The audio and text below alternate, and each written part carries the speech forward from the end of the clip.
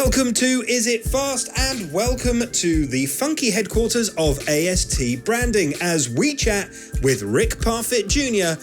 about being back on the grid for 2022. Welcome to Is It Fast. Hi. Thank you so much for sitting in what is a room full of fake foliage. Yeah, it's kind of jungle-esque. I like it. So we've just come off the back of what is possibly the most mad livery reveal in the history of the championship, which is why we're slightly smoke bombed. Absolutely. But you're back for another go in the BTCC. I am. Am I mad? I've got to be. I think you have to be slightly mad. I'm really, to be fair, I'm really excited about coming back. It took me a long time last season to kind of realise and to understand the championship and what it takes, both mentally and how to approach the racing, because it's very different to GTs. Plus throw in the fact that I was learning all the circuits as well, and learning how to drive a front-wheel drive car, and sprint racing, standing starts, just the sheer brutality of it all. There was a lot to take on board, and however, my mindset changed from second Thruxton, where it really all started to come together, and my pace was absolutely getting much better by the end of the season as well, and I just needed to get more out of the tyre in quali, but I was regularly getting into the teens and knocking on the door of the points before pretty much every single time getting bundled off. But there was clear progress being made, and that's all I ever said, is that I wanted to make progress.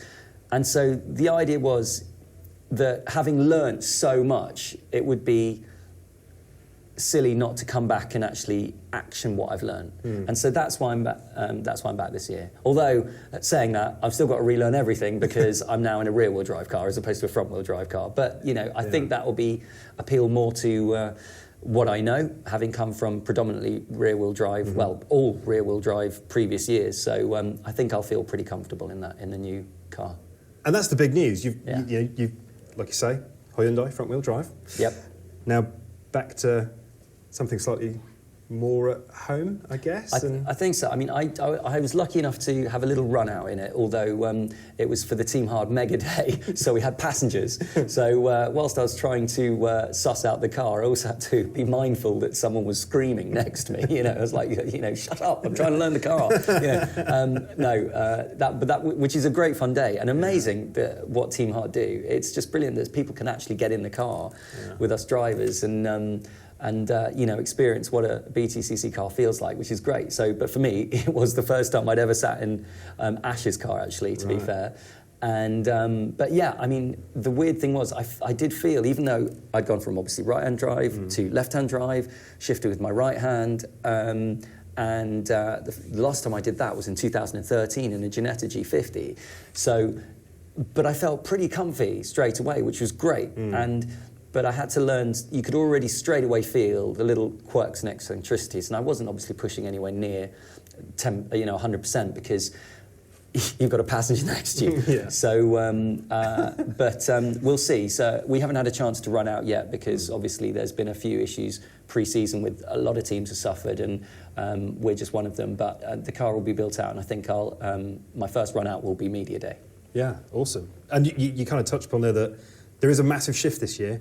Everybody almost has like a reset, because everyone's got a hybrid to deal with. So did that factor into your decision making as you went, actually I'm going to come back with everything I've learnt year two, but I guess it levels the playing field a bit, right?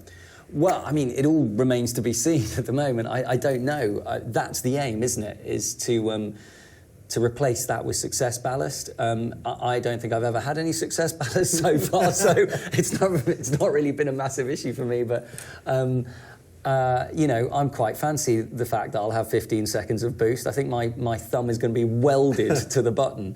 But apparently you get a 2-second lockout if you use it under 120 kilometres an hour. Right. But you can't tell, because you don't have your speed on your dash, so it's a bit of a guess. So if you just come out of a corner and fire onto the button, it locks you out for 2 seconds. So that could really mess up someone else. So there's a lot of things to learn about how the hybrid system's going to work and how it'll benefit you, and and how much extra boost it'll actually give you. So we'll have to just wait and see.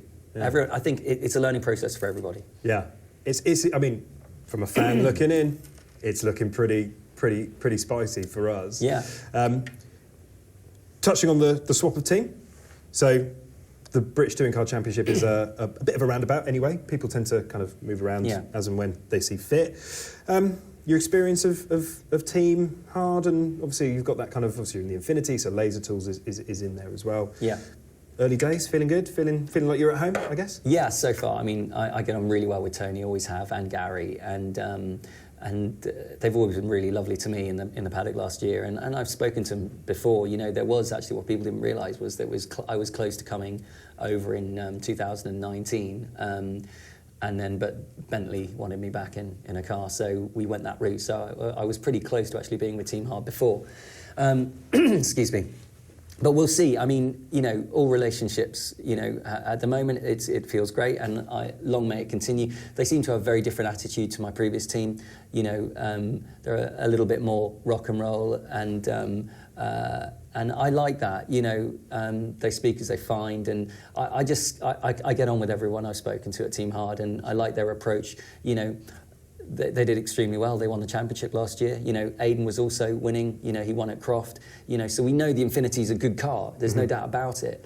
And I followed Carl Baldley for a lot of the year as well. So I think I feel like I know the car fairly well from various angles. So I was able to see what the benefits were from the rear-wheel drive versus the front-wheel drive. Yeah. And I was able to watch how he drove it a lot, you know, from a racing perspective. So I think I was constantly thinking, you know what, I think I'd do all right in that car, you know, and the way it was, you know, it was loaded and the way it took corners, I thought I could see, you know, emotion memory from my own perspective, and so that was pretty much what fueled my change. And it's quite an interesting team dynamic. Sorry, there. Excuse me. That'll be the 7,000 smoke players. bombs. Yeah, we rocked and raced that one quite hard. Although that's not an exclusive on the video, by the way. No, but there were smoke bombs. Yes, it was. Excuse me. It was pretty rock and roll. Yeah, I'll be honest. It was pretty savage. No one was harmed in the making of your livery reveal. Sadly. That we can admit to due to contractual obligation. We tried hard. We did. We tried hard to injure quite a few people, yeah. but we still didn't manage it. But maybe next time. The team dynamic's quite interesting because, you know, you're one of the more mature racers. Aidan's, Thank you. Try my best. Second oldest on the grid. Only second? Yeah, no, Plato's back now. Oh, of course. Yeah. But you carry it well. Bless you.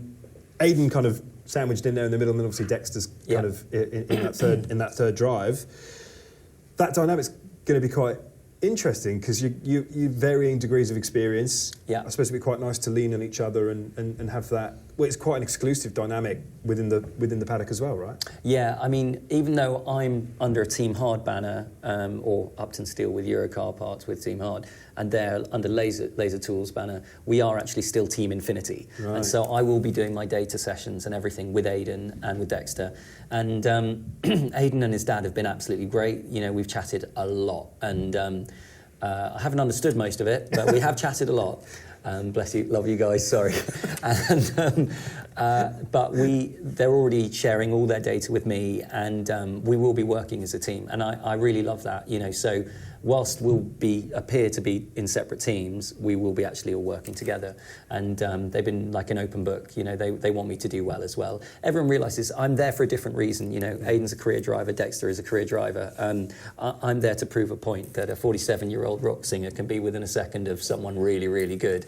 And to prove that, you know, you can come back from serious illness, and if you have a dream and you really want to make it happen, to try and get it to the top of motorsport, if you push hard enough and work hard enough, you know, you can make it happen. And so I'm just flying the flag for all those late starters in motorsport to show that, look, it can happen, guys. You know, just keep plugging away. There you go. Rick, mate, thank you ever so much for coming on. Dude. Best of luck. It's a pleasure. Can't wait for the season. Is it fast, baby?